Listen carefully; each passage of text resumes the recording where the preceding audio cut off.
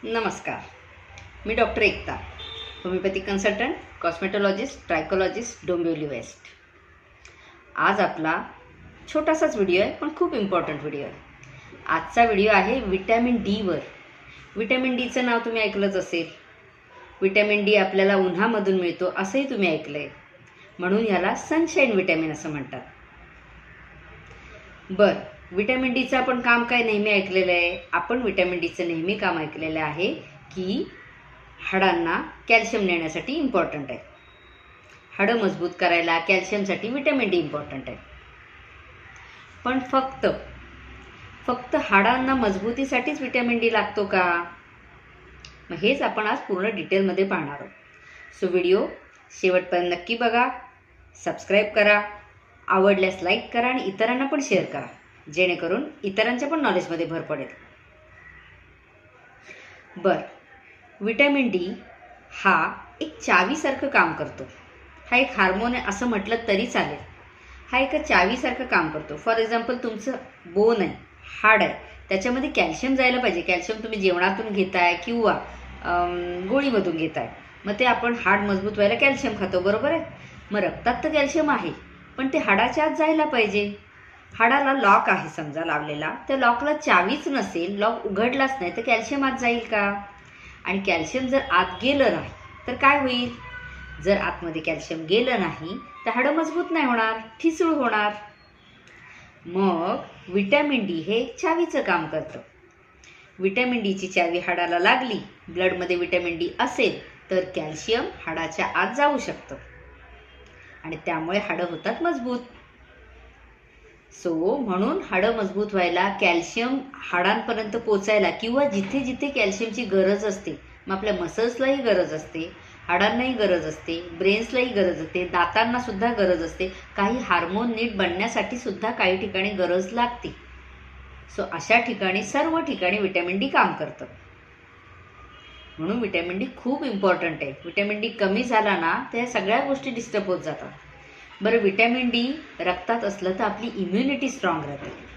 आता immunity strong राहिलं काय होतं ते सांगायलाच नको. का इम्युनिटी स्ट्रॉंग पाहिजे? विटॅमिन डी आपल्या मसल्सला सुद्धा मजबूत ठेवायचं काम करतं. मग मसल्स फक्त हाताच्याच नाही, बॉडीच्याच नाही, इवन हार्टला सुद्धा मसल्सच आहेत ना. जिथे कुठे मसल्स आहेत, मांसपेशी आहेत, त्यांना मजबूत ठेवायचं काम सुद्धा विटॅमिन डी करतं. बरं, आपला मूड फ्रेश ठेवायचं पण काम विटॅमिन डी करतं, माहिती आहे का तुम्हाला? बरं, PCOD आहे, PCOS जे काही म्हणतो आपण, इन्फर्टिलिटी आहे, अशा केसेसमध्ये सुद्धा हार्मोन नीट चालू ठेवायचं काम, थायरॉईड सारख्या गोष्टीत हार्मोन नीट चालू ठेवायला विटॅमिन डी मदत करतं. असे विटॅमिन डी फक्त हाडांपुरतं आणि कॅल्शियम पुरतंच त्याचं नाव लिमिटेड नाही आहे. विटॅमिन डी बऱ्याच गोष्टींना उपयोगाला येतं.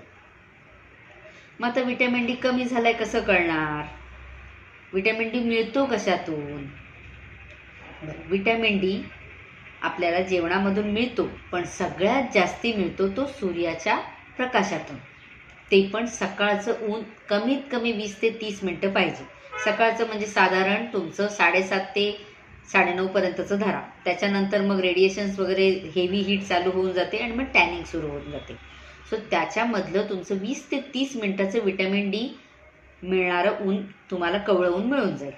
पण कवळं ऊन मिळतंय का आजकाल?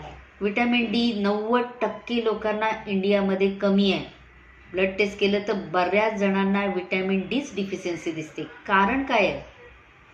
पूर्वीच्या लोकांमध्ये ते छान काय होतं, शेतावर सकाळ सकाळ कामाला जायचे, कवळ्या उन्हात काम करायचे, मुलं होती, मैदानी खेळ खेळायचे, फिरायला जायचे सकाळचे. त्याच्यामुळे खूप सारे विटॅमिन डी, आउटडोअर गेम्स खेळले जायचे, मिळत होते मुलांना. प्लस प्रदूषण नव्हतं, स्वच्छ हवा होती, त्यामुळे सूर्यकिरण डायरेक्ट आपल्यापर्यंत इझिली पोचू शकत होती. आता प्रदूषणामुळे आपल्या स्किनवर लेअर प्रदूषणाची असते, हवेमध्ये लेअर आहे प्रदूषणाची, त्यामुळे सूर्याची किरणं डायरेक्टली आपल्याला असर करणारी, म्हणजे छान इफेक्ट देतील अशी विटॅमिन डीची किरणं, विटॅमिन डी मिळणारी सूर्यकिरणं आपल्यापर्यंत पोचत नाही आहेत. त्यामुळे स्पेशली जे शहरी भागात राहतात त्यांच्यामध्ये विटॅमिन डी डिफिशियन्सी खूप दिसून येते. प्लस जेवणात पथ्य पाणी आहेतच. बरं, जेवणामध्ये जास्ती नाहीच मिळत आहे. आपण म्हणतो दुधातून मिळेल, काही मच्छीमधून मिळेल, फिशमधून मिळेल, पण सगळ्यांमधून मिळत नाही आहे जेवढं पाहिजे. जर तुम्हाला मजबूत पाहिजे तर 1000-2000च्या युनिट्समध्ये पाहिजे विटॅमिन डी. 10,000 असेल तर बेस्ट, पण तेवढं नाही मिळत आहे. म्हणून आपल्याला मग स्पेशली विटॅमिन डी सप्लिमेंट द्याव्या लागतात. बरं, आता विटॅमिन डीचं सांगितलं. कवळ्या उन्हातून नाही आहे म्हणून सप्लिमेंट्स. मग गोळ्या आल्या, पावडर्स आले, शॉट्स आले, इंजेक्टेबल्स पण येतात. आता विटॅमिन डी कमी आहे कसं ओळखणार? सगळ्यात पहिले तर तुमचे बोन्स वीक झालेले दिसून येतात. मग काय होतं? बोन्स वीक झालेत म्हणजे फ्रॅक्चर किंवा मग हाडं ठिसूळ होणं, हाडांमध्ये होल, ऑस्टिओपोरोसिस सारखा आजार हे दिसून येतं. का? कॅल्शियम पाहिजे तसं हाडात पोचलं नाही आहे. म्हणून मग त्याला विटॅमिन डी कॅल्शियमसोबत घ्यावंच लागतं. दुसरी गोष्ट, मसल्स वीक होणार. मसल्स वीक मग ते हार्टच्या असो, पूर्ण बॉडीच्या असो. मग मसल्स वीक झाल्यात, मांसपेशी वीक झाल्यात म्हटल्यावर थकल्यासारखं होतं, दमल्यासारखं होतं, फ्रेश वाटत नाही. मग हे पण विटॅमिन डी कमी असण्याचं लक्षण असू शकतं. पण एक लक्षात ठेवा, फक्त विटॅमिन डी कमी झाला आहे म्हणून हे होईल असं नाही. तुम्ही म्हणाल मला थकल्यासारखं वाटतं, मी विटॅमिन डीच्या कॅप्सूल्स चालू करतो, मला फ्रेश वाटेल, किंवा अजून तरीसुद्धा खातोय तरी फ्रेश का वाटत नाही. फक्त एकच विटॅमिन डी आहे असं नाही. मल्टीविटॅमिन्समध्ये बऱ्याच गोष्टी येतात किंवा अदर काही कारणं असू शकतात, काही आजार असू शकतात. पण विटॅमिन डी हा त्यातलाच एक आहे असं सांगते मी. सो तिथे दुर्लक्ष करून नाही चालणार आहे. सो विटॅमिन डी डिफिशियन्सीमुळे मसल्स वीक झाल्या तर हार्ट मसल्स पण वीक होणार. हार्ट मसल वीक झालं तर काय होणार? हार्ट अटॅकचे चान्सेस वाढतात.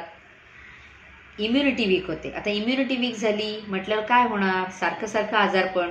मग ते छोटे असेल, सर्दी ताप खोकल्यासारखा असेल, किंवा अगदी डायबिटीससारखा असेल, किंवा मग अगदी कॅन्सरपर्यंत सुद्धा. जर आपल्या शरीराची इम्युनिटी कमी झाली आहे तर छोटे छोटे आजार पण परत येणार आणि मोठे मोठे आजार लॉंग टाईमसाठी राहणार, बराच वेळ राहणार, किंवा ते स्पीडनी वाढणार.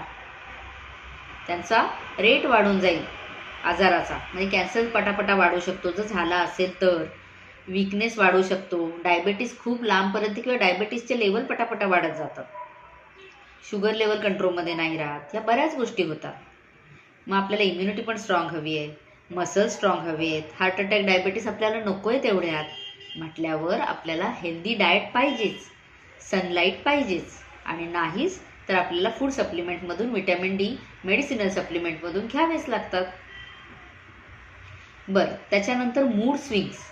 विटॅमिन डी कमी असल्यामुळे चिडचिड होणं, डिप्रेशन येणं, कंटाळा येणं, थकल्यासारखं वाटणं हे खूप कॉमन आहे आजकाल.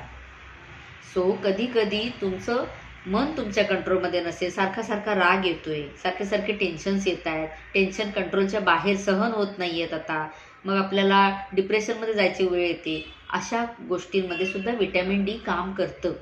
विटॅमिन डी डिफिशियन्सी झाली असेल तर ती कव्हर करणं गरजेचं असतं.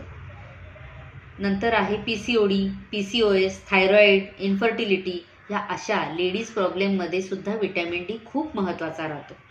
सो विटॅमिन डी कमी असेल तर तो हार्मोनसुद्धा नीट तयार होत नाही, आणि तो हार्मोन नीट तयार होण्यासाठी आपल्याला विटॅमिन डी सप्लिमेंट देतात डॉक्टर. स्वतःहून विटॅमिन डी चेक केलं स्वतःहून आणि गोळ्या घेतल्या असं करू नका. तुमच्या प्रत्येकाच्या शरीराला किती विटॅमिन डी हवं आहे, किती क्वांटिटीत हवं आहे, किती वेळा घ्यायचं आहे हे तुमचे डॉक्टर ठरवतील. सो डॉक्टरच्या सल्ल्यानेच विटॅमिन डी घ्या. सो असा विटॅमिन डी आपल्याला खूप इम्पॉर्टंट आहे. त्याच्यामुळे सकाळचं कवळं ऊन मिळालं तर उत्तम. मागे पण बऱ्याच व्हिडिओजमध्ये मी सांगितलेलं आहे की सकाळी व्यायाम करणं काय इम्पॉर्टंट आहे, बाहेर कवळ्या उन्हात व्यायाम करणं काय इम्पॉर्टंट आहे, आणि त्याच्यामध्ये विटॅमिन डी मिळेल तर तुमचं काय स्ट्रेंथनिंग होईल हे पण सांगितलेलं आहे. मागचे व्हिडिओ नक्की पहा. आवडले असल्यास त्यांनाही सबस्क्राईब करा, लाईक करा, आणि इतरांनाही शेअर करा, जेणेकरून खूप जणांच्या मनात विटॅमिन डी म्हणजे काय इम्पॉर्टंट नाही आहे, किंवा कवळ्या उन्हातून मिळतो, तो काय फक्त बोन मजबूतीला चांगला आहे, कॅल्शियम माझ्यामध्ये छान आहे म्हणून मला विटॅमिन डी घ्यायची गरज नाही आहे, अशा बरेच गैरसमज आहेत. ते गैरसमज दूर करण्याचा मी प्रयत्न करते. त्यामुळे विटॅमिन डी लाईफमध्ये किती इम्पॉर्टंट आहे त्याकडे पहा, लक्ष द्या, वेळच्या वेळी त्याचीही गरज पूर्ण करा. शरीराला गरज आहे त्याची तर ती पूर्ण करा.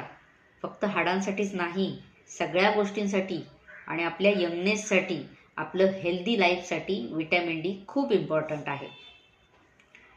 ठीक आहे. सो व्हिडिओ आपण एंड करूया. आवडला असल्यास नक्की लाईक करा. थँक्यू.